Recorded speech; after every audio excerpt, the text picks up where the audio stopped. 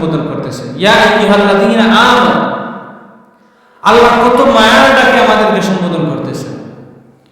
আর মায়ার সম্বোধন ওই সময় করা হয় যখন একজন আরেকজনের প্রতি একেবারে অন্তরঙ্গ হয়ে যায়, যখন একজন মানুষ অপর মানুষের প্রতি তার ভালোবাসা যখন গভীর হয়ে যায়, তখন মায়ার শব্দ দিয়ে তাকে সম্বোধন করে, তাকে আহ্বান করে। দেখেন আল্লাহ রব্বুল আলামিন আমাদেরকে কতটুকু মায়া করতেছেন। আল্লাহ বলতেছেন, ইয়া আইয়ুহাল্লাযীনা আমানু, হে ঈমানদারেরা। আল্লাহ তাআলা কি বলছেন? হে ঈমানদারেরা, ইয়া আইয়ুহাল্লাযীনা আমানু কুতিবা আলাইকুমুস সিয়াম, তোমাদের উপর রোজা ফরজ করে দেওয়া হয়েছে, তোমাদের উপর রোজা ফরজ করে দেওয়া হয়েছে। কামা কুতিবা আলাল্লাযীনা মিন ক্বাবলিকুম, যেভাবে তোমাদের পূর্ববর্তীদের উপর রোজা ফরজ করে দেওয়া হয়েছিল। কামা কুতিবা আলাল্লাযীনা মিন ক্বাবলিকুম, এরপরে আল্লাহ রাব্বুল আলামিন এই আয়াতের মধ্যে বলছেন যে আমাদের জন্য এই রোজা কিসের জন্য আল্লাহ দিলেন। আল্লাহ তাআলা এই আয়াতের মধ্যে আমাদের সম্পর্কে পুরস্কার হিসেবে বলতেছেন, লাআল্লাকুম তাত্তাকুন, যাতে করে তোমরা মুত্তাকি হতে পারো। সুবহানাল্লাহ। আল্লাহ রাব্বুল আলামিন এই আয়াতের মধ্যে আমাদেরকে কি বলছেন? ইয়া আইয়ুহাল্লাযীনা আমানু কুতিবা আলাইকুমুস সিয়াম কামা কুতিবা আলাল্লাযীনা মিন ক্বাবলিকুম, হে ঈমানদারেরা, আমি আল্লাহ রব্বুল আলামিন তোমাদের প্রতি রোজা ফরজ করে দিয়েছি যেভাবে তোমাদের পূর্ববর্তীদের উপর রোজা ফরজ করে দিয়েছিলাম। আল্লাহ রব্বুল আলামিন কালামের মধ্যে এভাবে আমাদেরকে সম্বোধন করলেন কেন? যে তোমাদের পূর্ববর্তীদের উপর যেভাবে ফরজ করেছি সেভাবে তোমাদের উপর। মুফাসসিরিনে কেরাম এই আয়াতের বিভিন্ন ব্যাখ্যা করেছেন। কেউ বলেছেন যে আল্লাহ রব্বুল আলামিন তার বান্দাদেরকে জানিয়ে দিতে চান, হে ঈমানদারের দলেরা, আমি আল্লাহ তোমাদের উপর নতুন কোনো জিনিস আমি তোমাদের উপর ছাপিয়ে দিতে চাই না, যে জিনিসটা তোমাদের জন্য আদায় করতে কষ্টকর হয়। হে ঈমানদারের দলেরা, আমি আল্লাহ তোমাদের উপর রোজা ফরজ করে দিয়েছি, এটা নয় নয়, বরং তোমাদের পূর্ববর্তী যে সমস্ত পূর্বপুরুষ ছিল তাদের উপর আমি আল্লাহ রোজা ফরজ করেছিলাম, ঠিক তেমনি ভাবে তোমাদের উপর রোজা ফরজ করে দিয়েছি। আল্লাহ তাআলা এই আয়াতের মধ্যে এইভাবে সম্বোধন করেছেন। এর বিভিন্ন ব্যাখ্যার মধ্যে একটি কারণ হলো আমাদের জন্য সহজ, যাতে এই জিনিসটা আদায় করা আমাদের জন্য সহজ হয়ে যায়।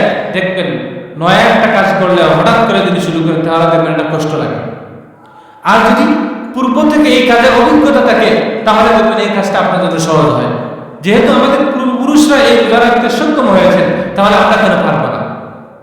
এই জিনিসটাই আল্লাহ তাআলা আমাদেরকে বুঝাতে চেয়েছেন যে হে বান্দারা, নতুন কোনো জিনিস বেরাদার ইসলাম, এই রোজার ফজিলত এবং গুরুত্ব অনেক বেশি, অনেক বেশি, অনেক বেশি। আফসোস লাগে আমাদের জমানায়, আমাদের সমাজে কিছু মানুষ তার অলসতাবশত, তার কোনো উজর নেই, কোনো বেমার আজার কিছুই নেই, তার ইচ্ছা যদি রোজা ছেড়ে দেয়। আফসোস লাগে এই সমস্ত মানুষের প্রতি।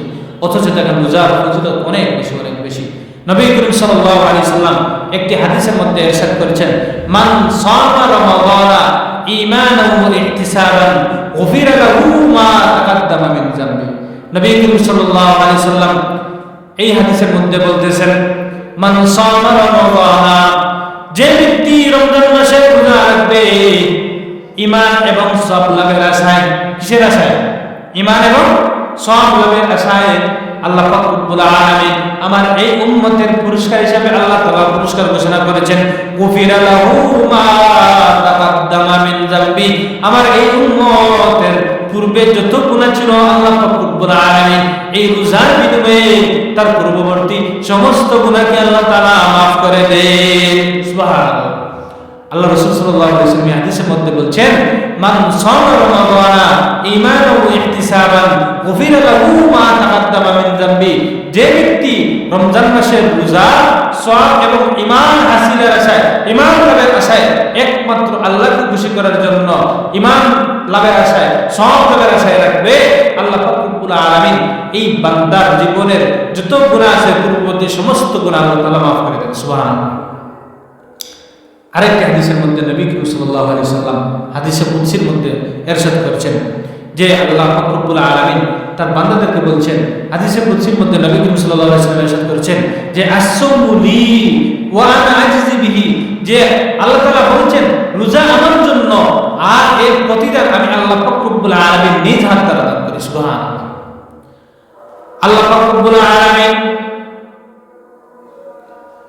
এই রোজার বিনিময়, এই রোজার প্রতিদানের হাত দ্বারা দিয়ে থাকেন।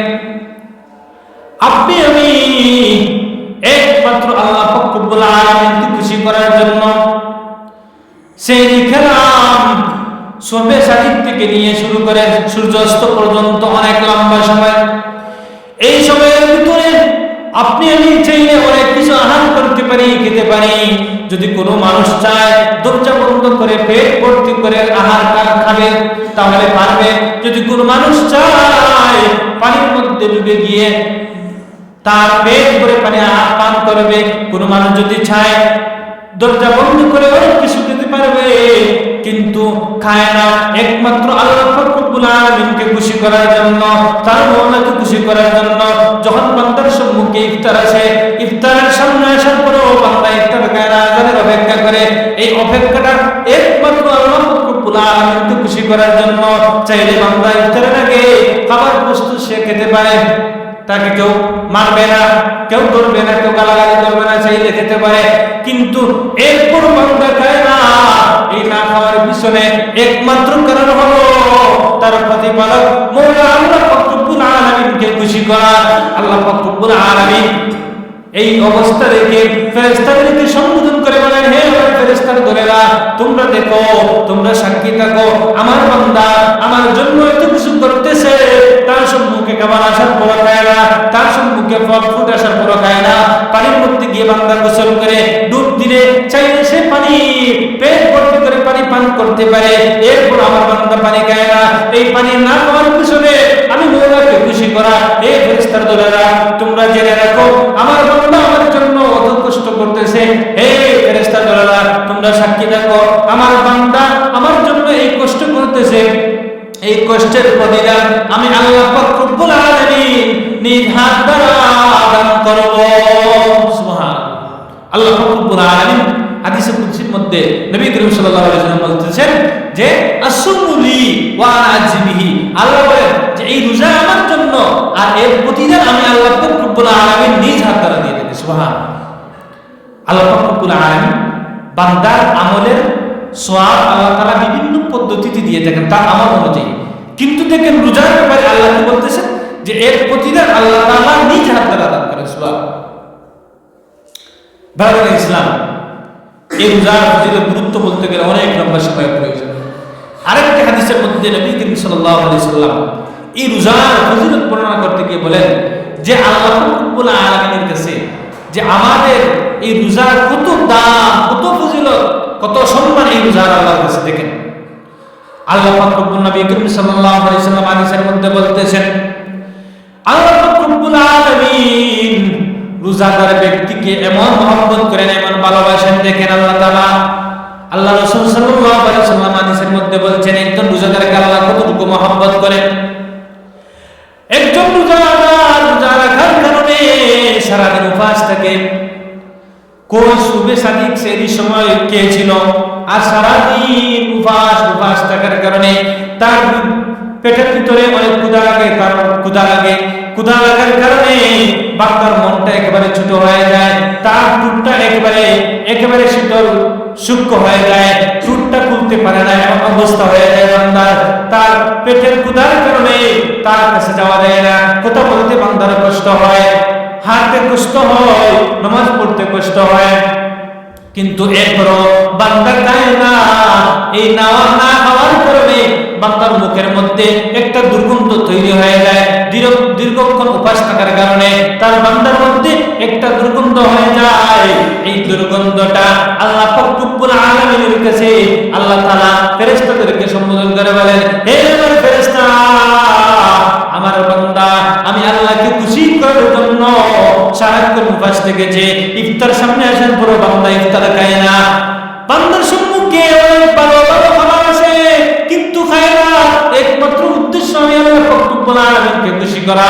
এই দীর্ঘক্ষণ আমার বান্দা উপবাস থাকার কারণে তার মুখের মধ্যে যে দুর্গন্ধটা চলে আসে, এই ফেরেশতারা তোমরা জানো এই দুর্গন্ধটা আমি আল্লাহ পাক রব্বুল আলামিনের কাছে মিশকে আম্বরের চাইতেও আরো দামি। সুবহানাল্লাহ। আল্লাহ পাক রব্বুল আলামিন আমাদের কতটুকু রোজাদারকে কতটুকু কতটুকু মহব্বত করেন দেখেন। যে সারাদিন আপনি আমি উপাস থাকলাম, ওটাও দেখবেন আপনার মুখের মধ্যে একটা দুর্গন্ধ আসে। পাশের ব্যক্তি যদি আপনার সাথে কথা বলে তাহলে দেখবেন তার মুখের মধ্যে থেকে দুর্গন্ধ আসতেছে। এই দুর্গন্ধটাও আল্লাহ রব্বুল আলামিনের কাছে মিশকে আম্বরের চাইতেও আলাদা নেই। অথচ এই দুর্গন্ধটা আপনি আমি সহ্য করতে পারি না, কিন্তু মওলা দেখেন আপনি আমি রোজাদার হওয়ার কারণে এই দুর্গন্ধটাও আল্লাহ তাআলার কাছে অনেক দামি। তাহলে আপনি যে রোজা রাখলেন এই রোজা তো আল্লাহর কাছে আরো দামি। সুবহানাল্লাহ। এই জন্য বেরাদর ইসলাম, এই রোজার ফজিলত অনেক বেশি, অনেক বেশি। এক সাহাবী আল্লাহ রাসূল সাল্লাল্লাহু আলাইহি ওয়াসাল্লামের কাছে গিয়ে বললেন, ওগো আল্লাহ রাসূল, আমি জান্নাত লাভ করতে চাই, আমাকে জান্নাত লাভের একটি পথ বলে দিন। এই সাহাবী রাসূল করিম সাল্লাল্লাহু আলাইহি ওয়াসাল্লামের দরবারে গেল, গিয়ে বললেন, ওগো আল্লাহর রাসূল, আমি জান্নাত লাভ করতে চাই, জান্নাতে যেতে চাই। ওগো আল্লাহর রাসূল, আমি জান্নাত লাভ করব এমন একটি পথ আমাকে বাতলে দিন। তখন নবী করিম সাল্লাল্লাহু আলাইহি ওয়াসাল্লাম এই সাহাবীকে বললেন, হে সাহাবী, যদি তুমি জান্নাত লাভ করতে চাও তাহলে রোজা রাখো। সুবহানাল্লাহ। এরপরের দিন এই সাহাবী আবার গেলেন, গিয়ে বললেন, ওগো আল্লাহর রাসূল, আমি জান্নাত লাভ করতে চাই, জান্নাতের পথ আমাকে বলে দিন। ওগো আল্লাহর রাসূল, আমি জান্নাতে যেতে চাই, আমাকে জান্নাত লাভের একটি রাস্তা বলে দিন। তখন এই ব্যক্তিকে রাসূল করিম সাল্লাল্লাহু আলাইহি ওয়াসাল্লাম আবার এই বললেন, হে ব্যক্তি, হে সাহাবী, তুমি জান্নাত লাভ করতে চাও তাহলে তুমি রোজা রাখো। তাহলে বোঝা গেল জান্নাত লাভের একটি মাধ্যম কি? রোজা। তাহলে রোজার ফজিলত অনেক বেশি, অনেক বেশি। আরেকটি ফজিলত আমি আপনাদের সম্মুখে বলছি। নবী করিম সাল্লাল্লাহু আলাইহি ওয়াসাল্লামের আরেকটি হাদিস, রাসূল করিম সাল্লাল্লাহু আলাইহি ওয়াসাল্লাম বলেন যে আল্লাহ পাক রব্বুল আলামিন কিয়ামতের দিন বান্দাকে তার আমল অনুযায়ী জান্নাত, বিভিন্ন স্তরে জান্নাত আল্লাহ তাআলা প্রস্তুত করে রেখেছেন। তার আমল অনুযায়ী আল্লাহ পাক রব্বুল আলামিন বান্দাকে বিভিন্ন স্তরে জান্নাতে আল্লাহ তাআলা প্রবেশের সুযোগ দেবেন। এই কিয়ামতের ময়দানে যখন হাসরের মাঠ কায়েম হবে, বিচার কায়েম হবে, আল্লাহ পাক রব্বুল আলামিন এই কিয়ামতের ময়দানে রোজাদারদেরকে সম্বোধন করে বলবেন, হে রোজাদার ব্যক্তিরা, হে রোজাদার আমার বান্দা বান্দীরা, তোমরা কোথায়? তোমরা এদিকে চলে এসো। কিয়ামতের ময়দানে আল্লাহ পাক রব্বুল আলামিন রোজাদারদেরকে সম্বোধন করে বলবেন, হে আমার রোজাদার বান্দারা, তোমরা আমি আল্লাহ পাক রব্বুল আলামিনকে খুশি করার জন্য, তোমরা আমি আল্লাহ পাক রব্বুল আলামিনকে খুশি করার জন্য প্রতি বছর রোজা রেখেছো, তোমার জীবনে একটা রোজাও ছাড়োনি। দীর্ঘ 1 মাস 30টা রোজা, হে বান্দা, তোমার জীবনে অনেক দিন রেখেছো, অনেক বছর রেখেছো। আজ কিয়ামতের ময়দান কায়েম হয়েছে, বান্দারা, আমি আল্লাহ তোমাদেরকে পুরস্কার দেব। হে আমার রোজাদার বান্দারা, তোমরা এদিকে চলে আসো। কিয়ামতের ময়দানে আল্লাহ রব্বুল আলামিন রোজাদার বান্দাদেরকে সম্বোধন করে বলবে, হে আমার রোজাদার বান্দারা বান্দিরা, তোমরা এদিকে এসো। আসার পর আল্লাহ রব্বুল আলামিন রোজাদার ব্যক্তিদেরকে জান্নাতের মধ্যে অন্যতম একটি দরজা, সেই দরজার নাম হলো রায়্যান। এই রায়্যান নামক দরজা দিয়ে আল্লাহ পাক রব্বুল আলামিন রোজাদারদেরকে সম্বোধন করে বলবেন, হে আমার রোজাদার বান্দারা, হে আমার রোজাদার বান্দিরা, তোমরা আমি আল্লাহ পাক রব্বুল আলামিন তোমাদের জন্য রায়্যান নামক জান্নাত প্রস্তুত করে রেখেছি। হে আমার বান্দারা, হে আমার বান্দিরা, তোমরা আজকে আল্লাহ পাক রব্বুল আলামিন, আমি আল্লাহ পাক রব্বুল আলামিন পুরস্কার স্বরূপ তোমাদেরকে রায়্যান নামক জান্নাতের দরজা দিয়ে প্রবেশের অনুমতি দিলাম। সুবহানাল্লাহ। আল্লাহ পাক রব্বুল আলামিন কিয়ামতের ময়দানে আপনাদেরকে আমাকে যদি আমরা সঠিকভাবে একমাত্র আল্লাহ পাক রব্বুল আলামিনকে খুশি করার উদ্দেশ্যে রোজা রাখতে পারি, একমাত্র মওলাকে খুশি করার জন্য যদি আপনি আমি রোজা রাখতে পারি, আর এরকম নয় যে আমার ছেলে কি বলবে, যে আমার বয়স অনেক বেশি আর আমি রোজা রাখছি না, আমার ছেলে কি বলবে, আমার মেয়ে কি বলবে, আমার স্ত্রী কি বলবে, আমার পাড়াপড়শি কি বলবে, না এই বছর রোজা রাখবো না, মসজিদে গেলে বিচার আচার হবে, শাস্তি দিবেন, এটা তো শরমের বিষয়, না শরম পেতে চাই না, আমি রোজা রেখে দিই, এরকম নয়। বরং বান্দা একমাত্র তার মওলাকে খুশি করার জন্য, আল্লাহকে খুশি করার জন্য, তার মওলাকে পাওয়ার জন্য যদি কোনো বান্দা পরিপূর্ণভাবে রোজা রাখতে পারে, তাহলে কিয়ামতের ময়দানে আল্লাহ পাক রব্বুল আলামিন তার এই বান্দাকে রায়্যান নামক জান্নাতের দরজা দিয়ে আল্লাহ পাক রব্বুল আলামিন এই বান্দাকে প্রবেশ করাবেন। সেগুলো বলি সুবহানাল্লাহ। যখন আল্লাহ এই রাইয়ান নামক জান্নাতের দরজা দিয়ে প্রবেশ করবে, সাথে সাথে আল্লাহ পাক রব্বুল আলামিন এই দরজার রক্ষীদেরকে বলবেন, হে ফেরেশতারা, তোমরা এই রাইয়ান নামক দরজার গেট বন্ধ করে দাও, কারণ আমি আল্লাহ পাক রব্বুল আলামিন এই রাইয়ান নামক জান্নাত একমাত্র আমি আল্লাহ পাক রব্বুল আলামিন আমার যে সমস্ত বান্দা রোজাদার ছিল এই রোজাদারের জন্য আমি আল্লাহ প্রস্তুত করে রেখেছি। এই ফেরেশতারা, আমরা কেউ প্রবেশ করতে চাইলে তাকে তোমরা প্রবেশের সুযোগ দিও না। এই জান্নাতটা আমি আল্লাহ পাক রব্বুল আলামিন কেবলমাত্র আমার রোজাদার বান্দাদের জন্য প্রস্তুত করে রেখেছি। সুবহানাল্লাহ। বেরাদার ইসলাম, এই রোজার ফজিলত অনেক বেশি, অনেক বেশি। এই রোজার গুরুত্ব এবং ফজিলত দেখেন কত ফজিলত, সুবহানাল্লাহ। আরেকটি হাদিসের মধ্যে নবী করিম সাল্লাল্লাহু আলাইহি ওয়াসাল্লাম বলেছেন, ইযা জাআ রমাদান ফুতিহাত আবওয়াবুল জান্নাহ। আল্লাহ রাসূল সাল্লাল্লাহু আলাইহি ওয়াসাল্লাম এই হাদিসের মধ্যে বলতেছেন, যখন রমজান মাস চলে আসে তখন আল্লাহ পাক রব্বুল আলামিন জান্নাতের সমস্ত দরজা সমূহ খুলে দেন। সুবহানাল্লাহ। ওয়া উগলিকাত আবওয়াবুন নার। যখন রমজান মাস চলে আসে, রমজান মাস চলার সাথে সাথে চলে আসার সাথে সাথে আল্লাহ পাক রব্বুল আলামিন জাহান্নামের যত দরজা আছে সমস্ত দরজাকে আল্লাহ পাক রব্বুল আলামিন বন্ধ করে দেন। সুবহানাল্লাহ। দেখেন রমজান কত ফজিলত। ইযা জাআ রমাদান ফুতিহাত আবওয়াবুল জান্নাহ ওয়া গুলিকাত আবওয়াবুন নার ওয়া সুদ্দিফাতিশ শায়াতিন।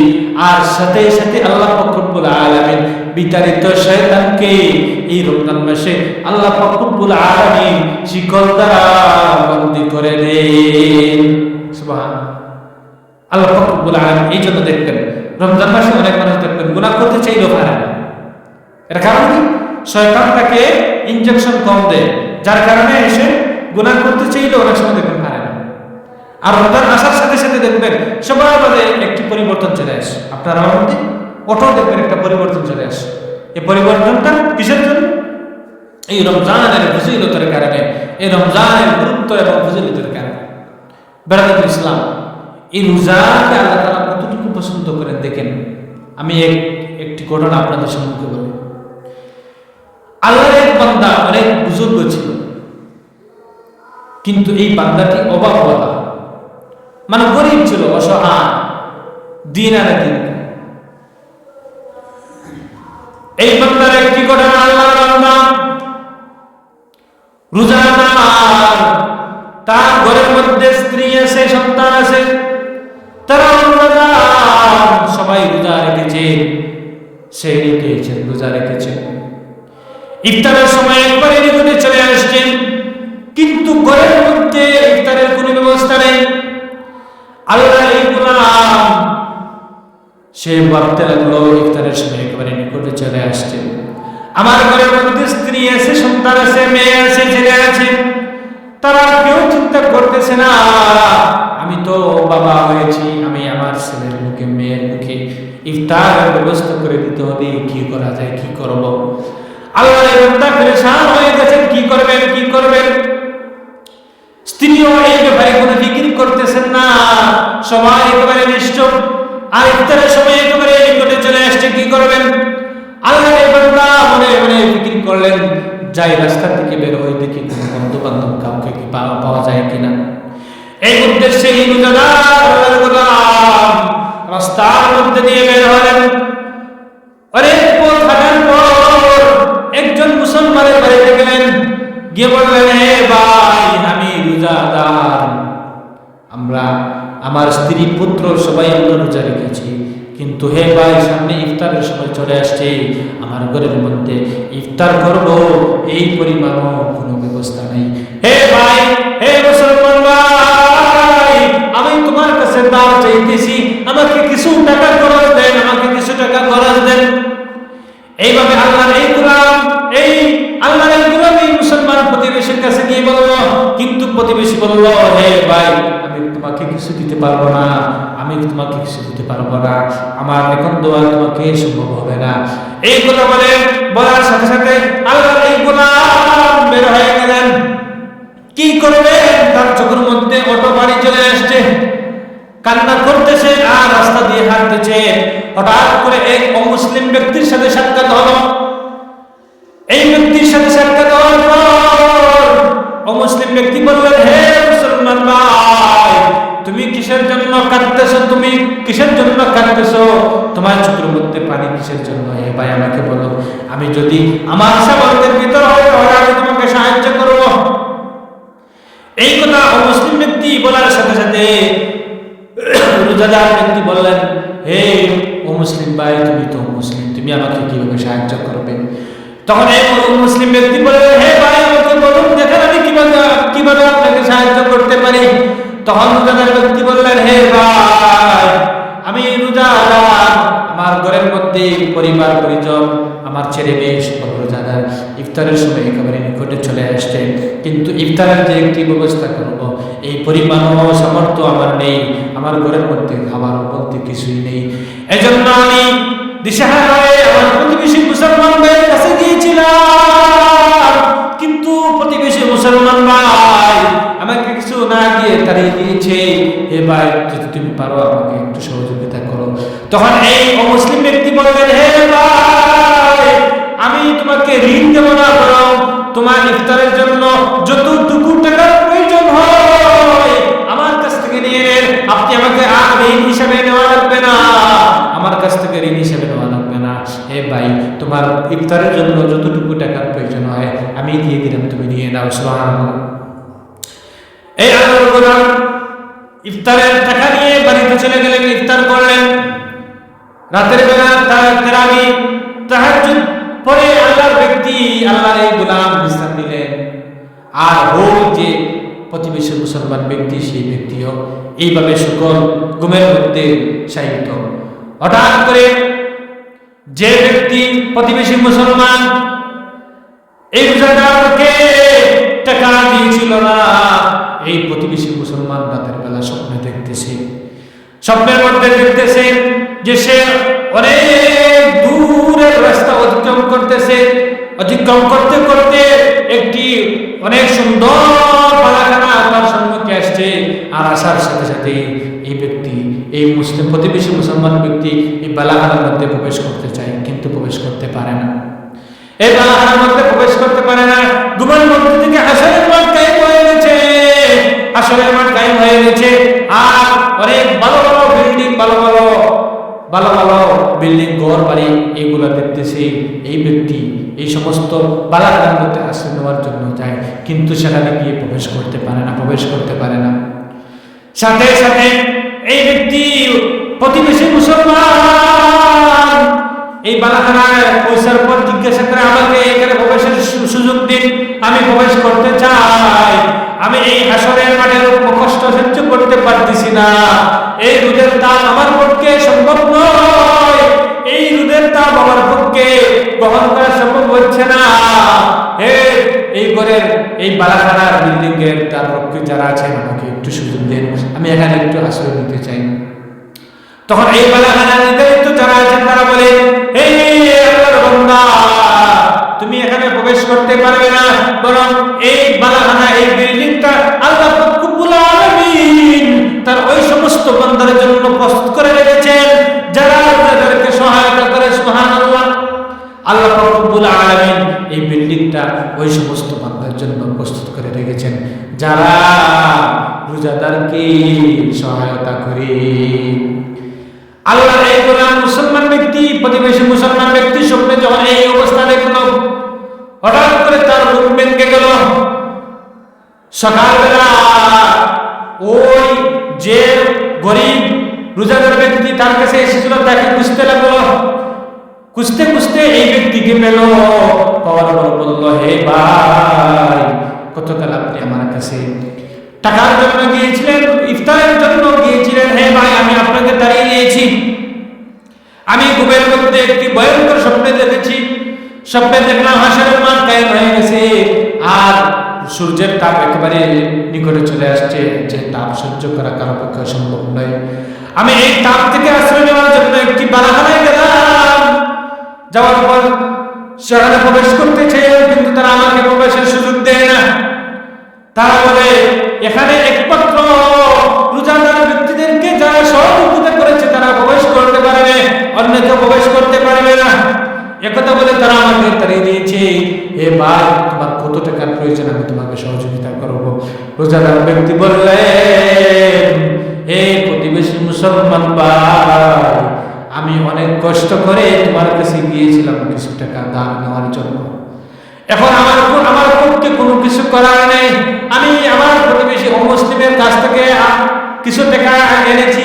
আমি এই কথা বলার সাথে সাথে প্রতিবেশী মুসলমান ব্যক্তি এই অমুসলিম ব্যক্তির কাছে চলে গেল, গিয়ে বলল, হে অমুসলিম ভাই, আপনার কাছ থেকে এই রোজাদার ব্যক্তি কত টাকা নিয়েছেন, আমি এইগুলো আপনাকে আরো বাড়িয়ে দেব। তখন অমুসলিম ব্যক্তি বললেন, কিসের জন্য? তখন এই প্রতিবেশী মুসলমান ব্যক্তি বললেন, এ ভাই, আমার কাছে আপনার কাছ থেকে যে রোজাদার ব্যক্তি টাকা নিয়েছি, ওই ব্যক্তি আমার কাছে গিয়েছিল, কিন্তু আমি টাকা নেইনি। আমি যখন রাত হলো, ঘুমের মধ্যে একটি ভয়ঙ্কর স্বপ্ন দেখলাম। স্বপ্নের মধ্যে দেখলাম যে হাসরের মাঠ কায়েম হয়ে গেছে, হিসাব নিকাশ শুরু হয়ে গেছে। সূর্যের তাপ গভীর, যে তাপ সহ্য করা কারো পক্ষে সম্ভব নয়। আর এই তাপ থেকে আশ্রয় নেওয়ার জন্য আমি একটি বালাখানায় গেলাম। দেখলাম সেখানে একটা বিল্ডিং আছে, সেই বিল্ডিংয়ে প্রবেশ করতে চাইলাম, কিন্তু তারা প্রবেশ করতে দেয় না। তারা বলে এই বিল্ডিংটা কেবলমাত্র যারা সহযোগিতা করেছে তাদের জন্য। এই জন্য হে অমুসলিম ভাই, আমি তোমাকে ওই রোজাদার ব্যক্তি যত টাকা নিয়েছে এগুলো পরিশোধ করে আমি তার সহযোগিতা করতে চাই। তখন অমুসলিম ব্যক্তি বললেন, তুমি যদি আমাকে এখন কোটি টাকাও দাও তাহলে আমি নেব না। কারণ তখন এই প্রতিবেশী মুসলমান বললেন, ভাই কিসের জন্য নেবেন না, আপনি তো অমুসলিম, আপনার ভাইরা কি? তখন এই অমুসলিম ব্যক্তি বললেন, হে মুসলমান ভাই, আমার পক্ষে এই কাজ করা সম্ভব হবে না। কারণ আমি যখন ঘুমিয়েছিলাম, ঘুমের মধ্যে আমাকে দুজন ফেরেশতা এসে, আল্লাহ পাক রব্বুল আলামিনের পক্ষ থেকে দুজন ফেরেশতা এসে কলিমা পড়ে আমাকে মুসলমান বানিয়ে ফেলেছে। সুবহানাল্লাহ। দেখেন, একজন মুসলমানকে সহযোগিতা, রোজাদারকে সহযোগিতা করার কারণে আল্লাহ তাআলা রোজাদার ব্যক্তিকে কতটুকু মহব্বত করে। দেখেন, এই রোজাদার ব্যক্তি তার প্রতিবেশী মুসলমানের কাছে গিয়েছিল, কিন্তু মুসলমান তাড়িয়ে দিয়েছে। সাথে সাথে আল্লাহ তাকে স্বপ্নের মধ্যে ভয়ঙ্কর স্বপ্ন দেখালেন, ভয়ঙ্কর স্বপ্ন দেখালেন। আর যে ব্যক্তি অমুসলিম ছিল, দেখেন আল্লাহ কাকে কিভাবে হেদায়েত দেবেন কেউ বলতে পারে না। যদি কারো ভাগ্যে হেদায়েত নসিব থাকে, আল্লাহ তাআলা তাকে কিভাবে হেদায়েতের পথে আনবেন কেউ বলতে পারে না। এই অমুসলিম ব্যক্তি যে সহযোগিতার কল্পনা করা যায় না, সেই ব্যক্তি এই রোজাদার ব্যক্তিকে সহযোগিতা করার কারণে দেখেন আল্লাহ পাক রব্বুল আলামিনের পক্ষ থেকে ফেরেশতারা এসে তাকে কলিমা পড়ে মুসলমান বানিয়ে ফেলেছেন। সুবহানাল্লাহ। এই জন্য বেরাদুল ইসলাম, এই রোজার ফজিলত, এই রোজার গুরুত্ব অনেক বেশি, অনেক বেশি, অনেক বেশি, অনেক বেশি। আরেকটা হাদিস বলে আমার আলোচনা শেষ করব। নবী করিম সাল্লাল্লাহু আলাইহি ওয়াসাল্লাম হাদিসের মধ্যে ইরশাদ করেছেন যে এই রোজার মাস যে আমলের মাস, এই রোজার মাস আমলের মাস। এ সম্পর্কে একটি হাদিস বলে আল্লাহ রাসূল সাল্লাল্লাহু আলাইহি ওয়াসাল্লাম হাদিসের মধ্যে বলেছেন, মান কামা রমাদান ঈমানান ওয়া ইহতিসাবান গুফিরা লাহু মা তাকাদ্দামা মিন যামবি। যে ব্যক্তি রমজান মাসের রাত্রি, মান কামা এর অর্থ হচ্ছে যে ব্যক্তি রমজান মাসে রাত্রি জাগ্রত থাকবে, অর্থাৎ আমল করবে, নামাজ পড়বে, তাসবিহ পাঠ করবে, রাত্রি যাপন করবে, আল্লাহ পাক রব্বুল আলামিন এই বান্দার পুরস্কার হিসেবে আল্লাহ বলছেন। আর এই রাত্রি জাগরণটা একমাত্র আল্লাহকে খুশি করার জন্য, ঈমান লাভের আশায় আর সওয়াব লাভের আশায় যদি হয়ে থাকে, এজন্য নয় যে রমজান মাস আসছে মানুষকে দেখায় আমি আমল করতেছি, মানুষকে দেখায় আমি তাহাজ্জুদ করতেছি, মানুষকে দেখায় আমি আমি তো সারাটা রমজান তিলাওয়াত করছি, সারা রমজান তাহাজ্জুদ করছি, মানুষের রমজান যাওয়ার পর হয় এরকম নয়, বরং একমাত্র আল্লাহকে খুশি করার জন্য যদি কোনো মানুষ রমজান মাসের রাত্রি জাগরণ করে, তাসবিহ তাহলিল জিকির আজকার করে, কোরআন কারীমের তেলাওয়াত করে, তাহাজ্জুদের নামাজ পড়ে, তাহলে আল্লাহ রাব্বুল আলামিন এই সমস্ত বান্দার পুরস্কার ঘোষণা করেছেন, গুফিরা লাহু মা তাকাদ্দামা মিন যামবি। আল্লাহ পাক রব্বুল আলামিন এই বান্দার পূর্ববর্তী যত গুনাহ আছে আল্লাহ পাক রব্বুল আলামিন তার সমস্ত গুনাহকে maaf করে দেন। সুবহানাল্লাহ। এই জন্য বেলাল ইসলাম আমরা রমজান মাসকে গুরুত্ব দিই, বেশ বেশ করে আমরা আমল করি, বেশি বেশি করে আমরা আমল করি। রমজান মাসের একটা ফরজ